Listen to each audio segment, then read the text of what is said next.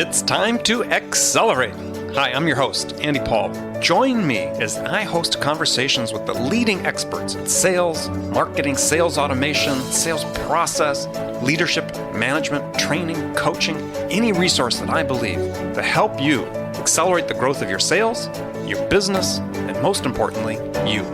Hello, and welcome to Accelerate. I am looking forward to talk with my guest today. Joining me is Richard Harris, founder of the Harris Consulting Group and currently director of sales consulting and training for Sales Hacker and regular speaker at various Sales Hacker events. I heard Richard speak at one. Richard, how are you doing? I'm doing great today. How are you, Andy? Thanks for having me. Well, I'm doing great. So where do we find you today? In San Francisco? Yes, actually out in the East Bay of San Francisco. But yes, I'm in the Bay Area today. New York was where I was last week, and I don't know where I go next week. So it's one of those lifestyles, huh? It is. It's fun and it's great, and I love it and wouldn't change it for the world. But there's a little bit of creative chaos, as I like to call it. Yeah. So we'll take a minute beyond what I just did and introduce yourself a little more fully. Tell us how you got your start in sales training. Yeah. So I started in sales training about 3 years ago, actually. I think this month. Oh, it's been that? Okay. Yeah, it's happy anniversary to me. And like most people, I never thought I'd be a consultant. I was working for this great company called Mashery that was building an SDR team, and that was back in about 2011.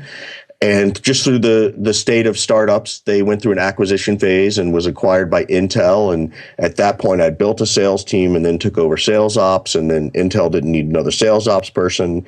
And Mashery, they did very right by me and hugged me out the door. And made sure my family and I were okay. And so there are definitely no ill feelings. And then about 3 months after that, I had someone pick up the phone and call me and say, "Hey, can you come help me solve this problem in Austin?" And I'm like, "Sure, not a problem." Next thing I know, I'm flying to Austin every month in the month of June, or every week in the month of June.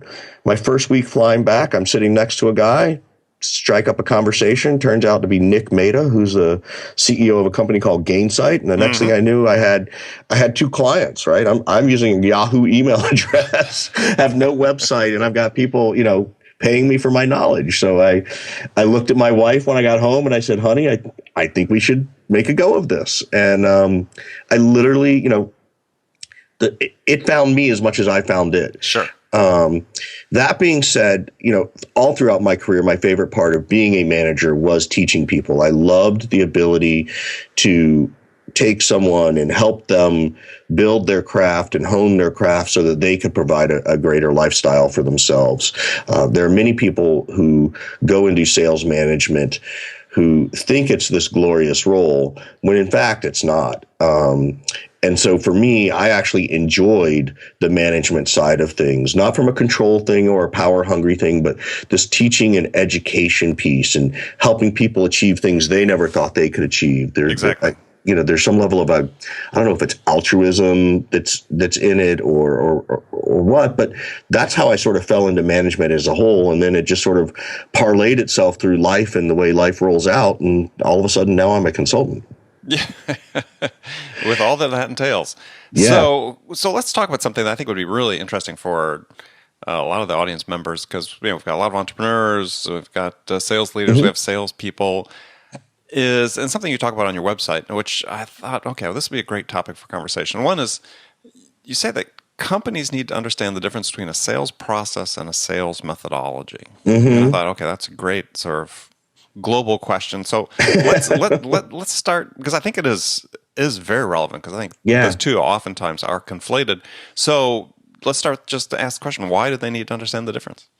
Well, so they need to understand the difference to understand sales, and probably even at a higher level, even further upstream, depending on the makeup of the ultimate leader at the organization. Oftentimes they don't understand sales, and that's okay, for the same reason that I have no desire to be an engineer and figure out how to code something, right? Like that's not my strength, and I recognize that. But I certainly want to understand how that coding can affect what I'm trying to sell and what it takes to build it and how long and all that stuff. But so I always sort of start with people to make sure they understand the difference between a process and a methodology. And in many cases, they confuse the two. So tell us the difference. Yeah. So in my opinion, right, a sales methodology is something that you subscribe to, right? You could call it the triangle offense in the NBA. You could call it the West Coast offense in the NFL. That's a methodology, right? And there's several of them out there, right? There's Bant selling. There is Sandler sales, spin selling, all that kind of stuff. I've even created Challenger sale. Challenger sale, right? I love that one because that's basically, I paraphrase that one into how to tell your sister she has an ugly baby. And not that all babies are ugly, so please, it's a podcast. We're trying to have some fun. So I've even created my own methodology called NEAT selling, NEAT, which stands for need, the economic impacts of those needs, access to authority, and timeline.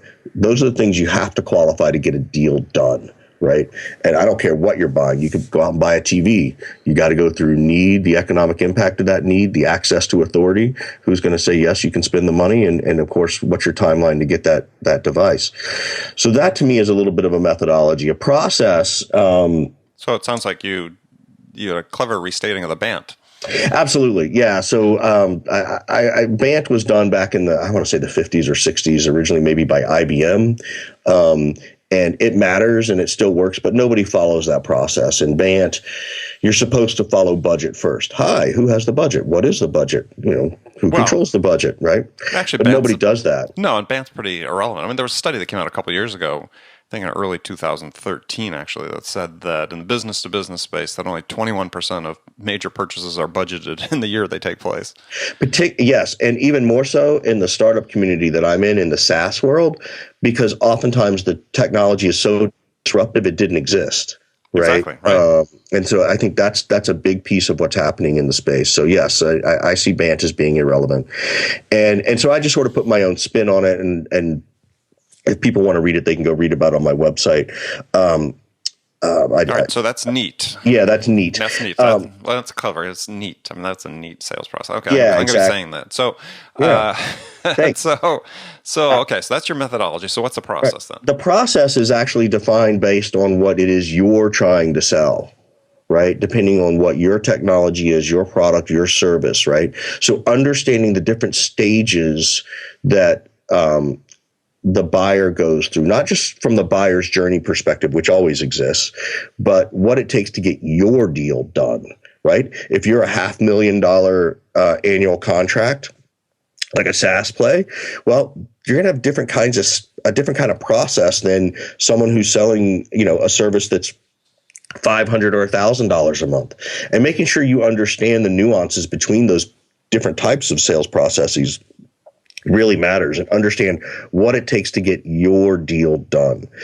And then, so for me, it's really wrapping the methodology around your process. So once you understand what your process is, or what you think your process is, then making sure that you can go through all those critical examples of NEAT selling, need, economic impact, access, and timeline. So that's the difference for me. So the in the world of a chicken and an egg, whichever one comes first is the methodology. A little bit, right? So I've even described my sales, my NEAT selling as both a process and a methodology, right? That you can incubate the two and get one thing out of it. Doesn't the methodology necessarily dictate the process, though? No, I don't think so at all, right? For the same reason that, suppose someone disagrees with my NEAT selling methodology and they're like, no, we like BANT or we like ANIM, which comes from InsideSales.com, which is another good methodology. One doesn't necessarily predict the other, in my opinion. I think knowing your methodology and having one that you subscribe to that makes sense for you will help you make sense of the process you need to create. So I do lean towards the concept of understanding the methodology. But keep in mind, I go to clients all the time, and I'll sort of throw my methodology at them to get them to sort of look at it in a different way, but they don't have to believe in my methodology as the only methodology. I think that's that's a big thing that I see in the sales training space, where many sales trainers will say, well, if you don't do it my way, then, it's not going to work. And I'm the complete opposite of that. Is like, there's more than one way to make this thing happen, right? This is just the way I've created, and it seems to resonate with people based on how the buyer's journey has changed in the last 3 to 5 years. Well, you raise an interesting point. So, again, for people in the audience listening to this, is it important as a sales organization to have a common methodology that everybody uses? I think so, because it helps in the sense that everybody can speak the same language or on the same page, and it does help. Is it required? No, right? Like, again, like it's not a perfect science. But what I often see with organizations is they'll say, hey, Richard, everybody's doing okay. We've got a good, sales team, and we got a good sales process, but everybody's kind of doing it their own way, right? They're all coming from these different backgrounds in sales, and now they're at this new startup, and we've hired them because they've been successful and they continue to be successful. But gosh, it just feels like everybody's on their own path, and that's great. Like I'm happy that occurs, and I'm happy for people to make their own decisions. What I try to do when I come in is to really say, okay, everybody, let's talk about this path. Does this make sense for you guys? Does this apply for what you guys are doing? Or ladies, I shouldn't always use male-dominated terms. Does this work for the team? And most of the time they do. There's very few people who are like, no, neat selling makes no sense to me. Like, I don't think I've ever heard that. And there might be too much groupthink in the room that someone might not do that. But again, the goal is to get everybody on a common language.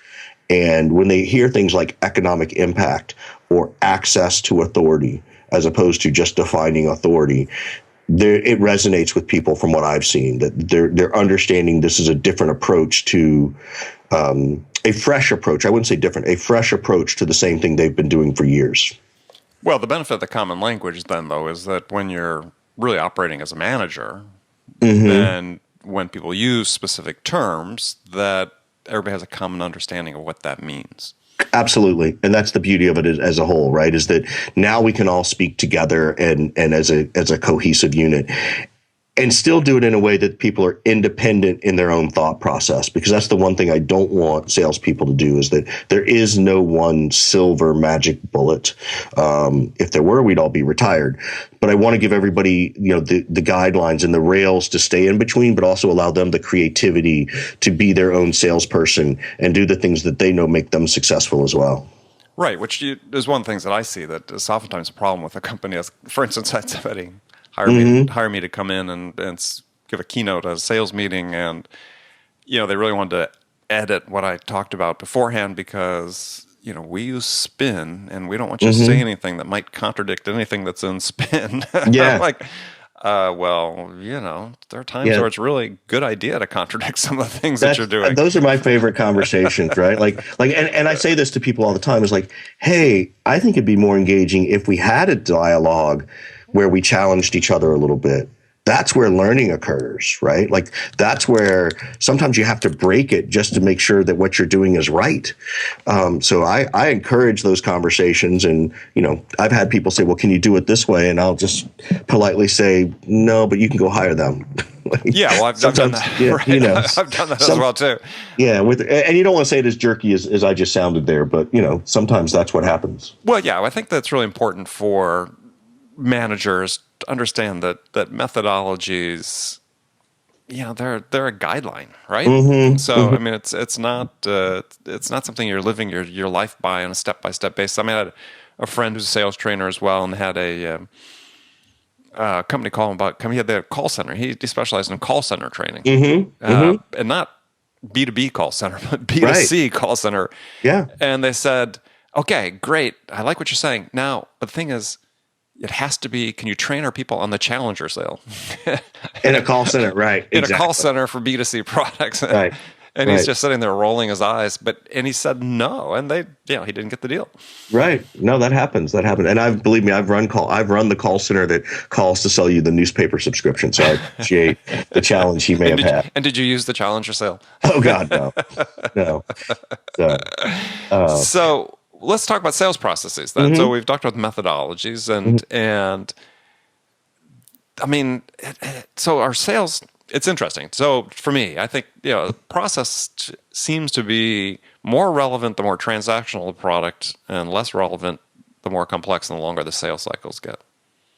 Can you explain that a little bit? Because I'm not sure I fully Well, grasp because this. I think that the longer the buying process or sales Mm-hmm. process is, that the less you can really have tightly defined steps. If you got a 12-month sales process, Mm-hmm. you can't define all the steps between now and the end, right?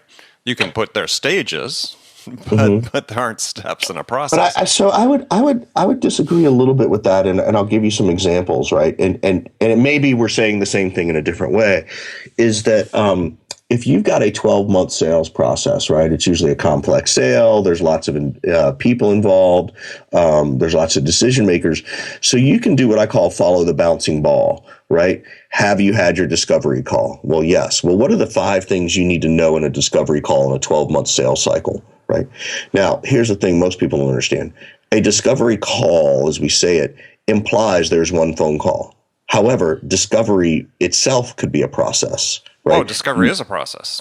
Right. So I always sort of look for lack of a better description, as you said, the stages, and defining the stages is what is the exit criteria? What information do you need to have in order to go from, discovery stage to development stage to negotiation stage? There's certain things that you should have discovered or uncovered or discussed, and what are those pieces? So I think you can actually define some of those things. But I think you really, I sort of flip it on its back and say, okay, what information does the prospect need to move from one stage to the next, right? Mm-hmm. I mean, that's how I define it on the stages, because it's really not, again, this is not about us, it's about Mm-hmm. them. And the way people make decisions is a very linear process, Mm-hmm. and they're not going to move from one stage to the next till the information requirements of one stage have been satisfied. Yes and no.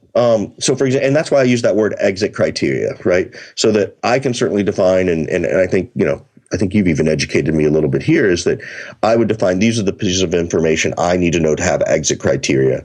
But what are the pieces that the customer needs to know or the prospect needs to know for their exit criteria? And I think you can try and capture those things, right? So aside from pain solution resolution, right? Like aside from that, oftentimes there's a technical deep dive, right? There's a implementation, there's a proof of concept, there's all these sort of more specific things that need to occur.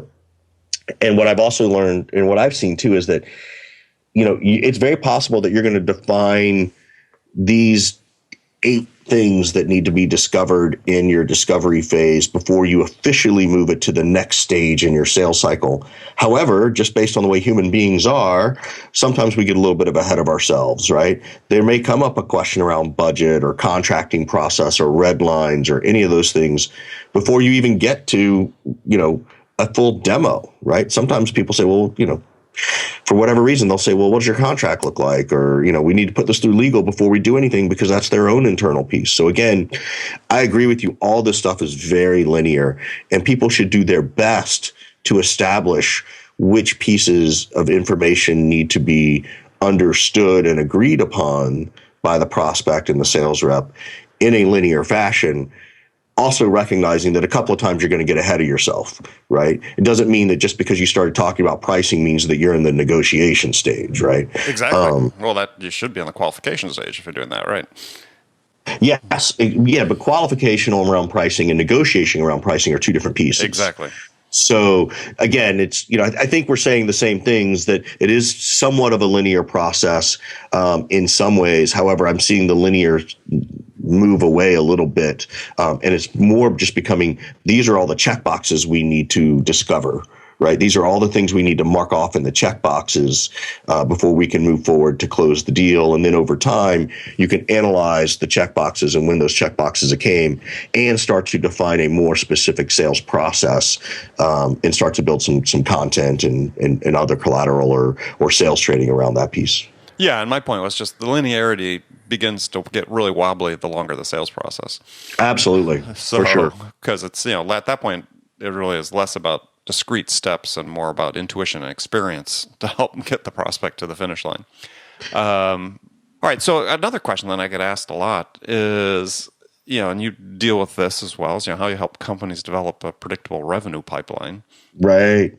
But, so much of what's written about, predictable revenue Mm-hmm. really is more transactional in nature. Mm-hmm. So for companies that's selling products a little more complex, longer sales cycles, how do you help them develop a predictable revenue pipeline?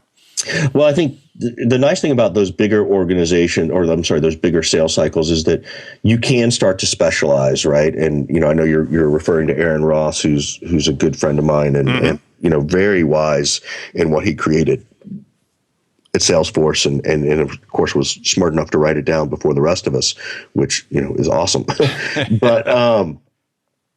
But those bigger organizations, is you can start to specialize, right? You can specialize in this top of the funnel activity. And that top of the funnel activity could be marketing, which is inbound and demand generation. And it could be top of the funnel SDR, sales development reps, lead generation, outbound cold calling, those kinds of things. And then you can move into the middle of the funnel. So, most of the organizations I'm speaking to today see the value in that sort of separation of church and state, right? I've talked to a couple of companies who are still a little behind the curve, and they'll say, we have 25 sales reps and 3 SDRs. And I kind of go, well, you guys are way upside down. And I say, well, what do you mean? I said, well, you should have 15 SDRs and 10 sales reps. They're like, why would I do that? And I said, because I guarantee you can rank those 1 to 25. And the people in the last 10, if they're not hitting goal, you're just wasting money on their expensive base salary. You can replace them with younger, hungrier people who will just fill the pipeline. And you should fill the pipeline with meetings and activities that are worthwhile, to the point that your sales reps are saying, I can't handle any more meetings. And I've seen it happen, right? And let's face it, sales reps don't want a cold call. That's not what they're hired for. And we might be going off on a tangent, but one of the things I see all the time is that, we're hiring people to do things in sales, whether it's closing or lead generation, when in fact, people are actually doing so much other activity around what they should be doing that they're not actually doing the job they were hired for. Right. I mean, that's sort of the constant in sales, right? The constant tension that exists is, between the bureaucratic non-sales demands and the amount of time they're actually spending selling.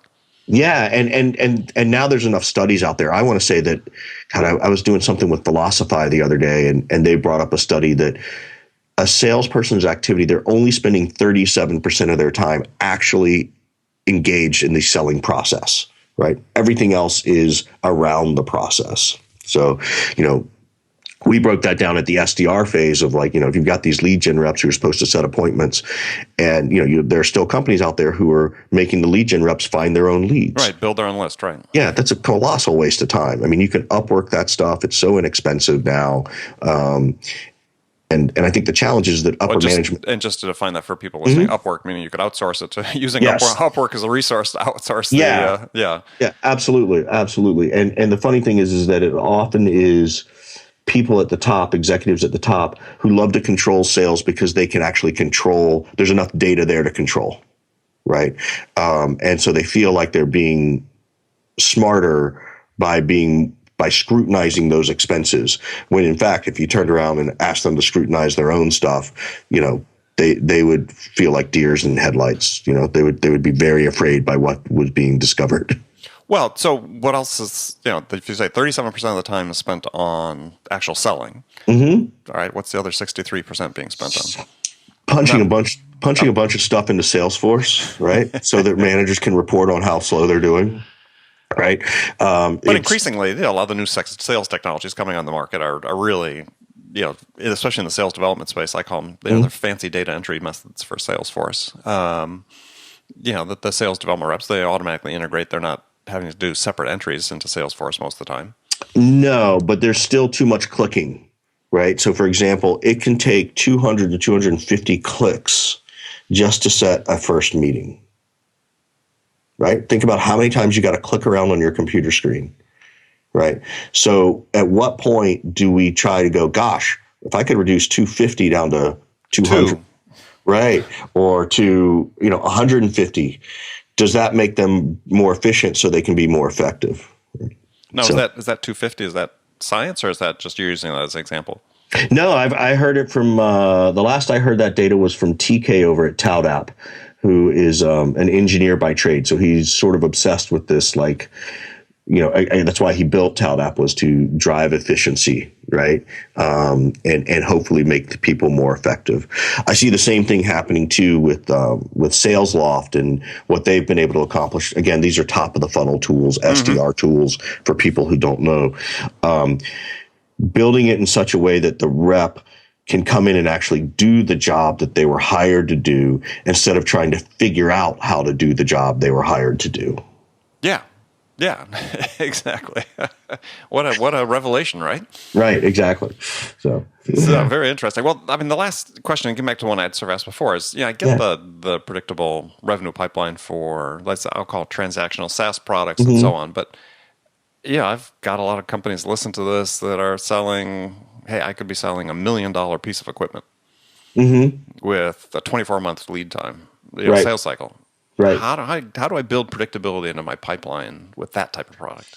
God, that's a great question, and I'll be this is that part in sales training where I'm like, you know what? I don't know. I wish I had more clients who were that way, but I haven't. So I don't know. Anything I say will just be my opinion. So I'm very conscious. Okay. That's why you're on the show. So that's my disclaimer. I think you have to go back and look at the history of your business, right? Look at your closed deals. Look at what you know about those deals, and start to get the finite information that is available. Who were the decision makers? What were their titles? What were their roles? At what stage did they enter into the process, right? You literally have to build a playbook around these big deals. And it's interesting because it's not hard to do. It feels painful, right? When you go back to a sales rep and say, well, tell me how you did this deal that took 24 months and, the sales rep didn't put everything in the CRM, or they don't like to necessarily give away their secret sauce. It's shocking.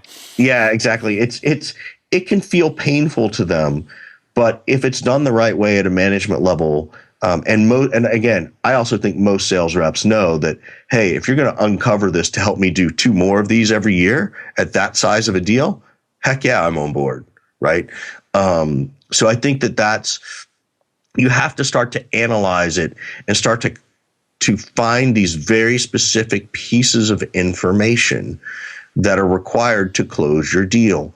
And I think you alluded to it great, and it's something I'm going to start thinking about, is what pieces of information do I need, and what pieces of information does the prospect or the client need? And really, as you said, sort of create this parallel linear universe defining each deal. And I promise, even if you've got these big, huge deals that take 24 months, if you do that with 5 or 6 of them, you're going to start to notice patterns. Patterns matter, right? They're not always going to be correct every time. It's a hypothesis. And this is what I tell people all the time, is that you need to define a hypothesis in your sales process. Right. And then it's up to you to either prove or disprove your hypothesis. And if you disprove your hypothesis, that's actually just as good as proving it, because now you know what to adjust. And I think in sales, because we're so wired for this winning and losing thing in our head, that anytime we find something that we create a hypothesis and then disprove it, we actually take that a little personally, right? And that's okay. I mean, I think that's what motivates a lot of people to be successful regardless of their career. But we learn more from our losses than we do from our wins, right? And also I think that, to your point about the hypothesis, which I think a great way of defining it is, you need to be testing your hypothesis constantly, all the time, and you need to be doing it in a very thoughtful and mindful way. Is not just say, hey, once a year we'll look at this. Is constantly, because I mean, it's going to change. You have to be constantly reinventing yourself in sales, and if you're not doing that, then you're really going to start being in trouble here shortly. Yeah, and that is the value of like CRM and all this data, is you can go, well, gosh, where did the slump start? What happened? What are we missing? Like there's more visibility into the process now than ever before, but it needs to be managed in such a way that it doesn't become all about the sales process. Right. Okay, we're going to take a short break. I'll be right back with my guest, Richard Harris, after the break. Hi, this is Andy. Connect and Sell is used by sales reps at nearly 1,000 companies, including hundreds of technology startups and several Fortune 500 companies, to overcome the challenges of getting prospects on the phone. Companies using Connect and Sell grow their revenues faster by enabling their sales reps to have more sales conversations in 90 minutes than they could otherwise achieve in an entire week. Connect and Sell can be deployed directly to your sales reps, or you can take advantage of their outbound on-demand service, which delivers qualified prospect meetings scheduled directly on your sales reps' calendars. Visit connectandsell.com to learn more about how Connect and Sell can start filling your pipeline today. Okay, welcome back. We're moving into the last segment of the show with my guest today, Richard Harris. And this is where I get to pose some very standard questions that I ask all my guests. And the first one is a hypothetical scenario. And you're the star of this. Right. You've just been hired as VP of Sales by a company whose sales have stalled out. Right. Now, CEO and board are anxious to get the sales unstuck, back on track. And we all know sales turnaround has to start somewhere. So you're in charge. What 2 steps would you take your first week on the job that could have the biggest impact? I would want to talk to as many customers as possible about those that like us. And I would also pick up the phone and call the people that we lost the last 5 or 6 deals, tell them I'm the new VP of Sales, tell them that I want to learn what we did wrong, not to try and convince them that we're going to try and resell them. They've made their decision and moved on, but hopefully they'll feel altruistic in the sense of like, hey, this person really wants to improve their organization, and they'll give me some feedback. Okay. And I've actually had that occur to me in occasion. So. Okay. All right. The first 2 things. So you'd call customers, then call lost prospects. All right. Yep. Good answer. Okay. So now we got some rapid fire questions. I mean, you can give me 1-word answers, or you can elaborate if you wish. And the first one is it easier to teach a technical non-salesperson how to sell, or teach a salesperson how to become a more product service oriented seller? I'm going to say it's easier to teach a technical salesperson how to sell. And why? Because sales is much more of a science than an art these days. And I think their mindset is if you show them the bouncing ball and the linear equation, they'll follow it and understand it. The gray area they may not always understand is the emotional component and the psychology side of it, which is something I focus on a ton. Like I talk about what are the different ego states involved in buying something, right? Whatever it is you buy, TV, shirt, house, car, there are certain emotional ego states we all go through, every single person in the world. And teaching them that really enlightens them. I don't think you can take someone who's not a detail-oriented person and always convince them to want to understand the details. Okay, good answer. All right. So what's one non-business book every salesperson should read? There is a book called Resilience that I've been reading. It is written by a former Navy SEAL who is also done a ton of studying around Plato and Socrates and philosophy. And the book is written as these letters back and forth between one of his comrades who came back from the war and is having a hard time adjusting, right? Like this Navy SEAL guy who has been taught to survive at all costs is freaking out because he can't adjust to the quiet life of suburbia and the challenges that exist in a marriage, and it's a dialogue back and forth in their letters where this gentleman brings in, just the philosophy of things as well as his, Navy SEALs BUDS training, like combining this stuff. And so to me, it's just a fascinating book about your resilience is what gets you through life more than any other thing. And I've really, adopted that philosophy as I had to build this business, right? It's like, nobody was out there looking for me.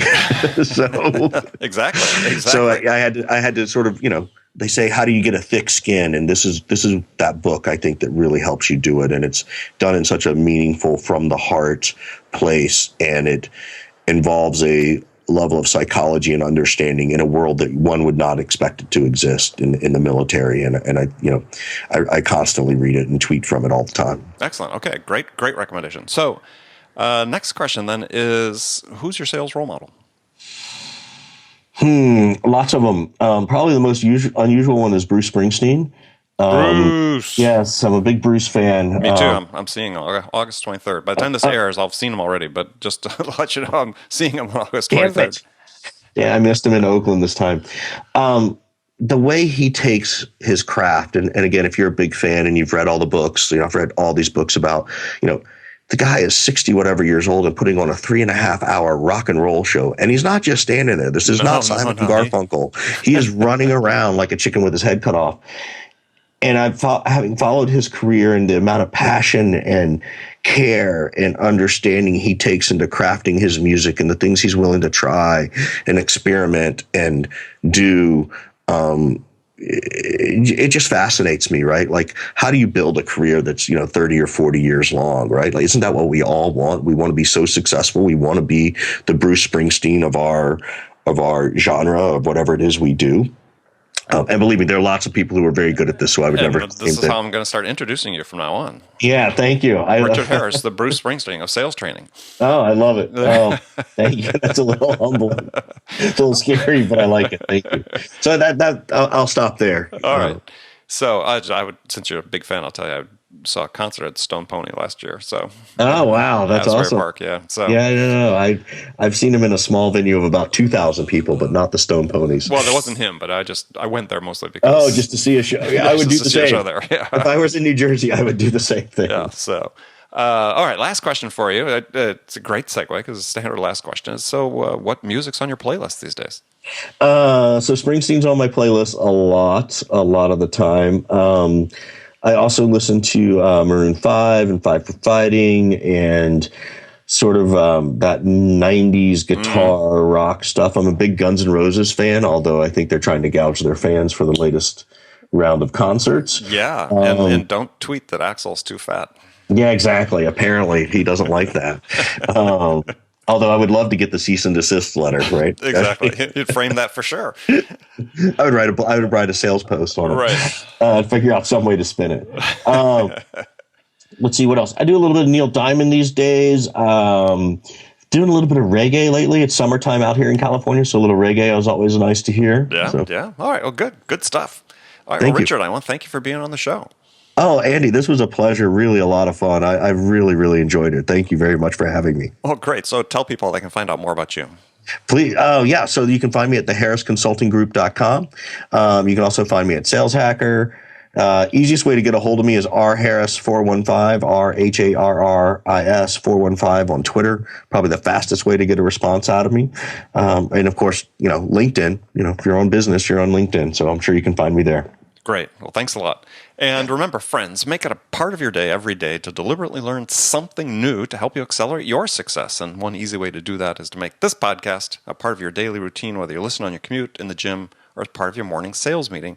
That way you won't miss any of my conversations with top business experts like my guest today, Richard Harris, who shared his expertise about how to accelerate the growth of your business. So thanks for joining me. Until next time, this is Andy Paul. Good selling, everyone. Thanks for listening to the show. If you like what you heard and want to make sure you don't miss any upcoming episodes, please subscribe to this podcast on iTunes or Stitcher.com. For more information about today's guest, visit my website at andypaul.com.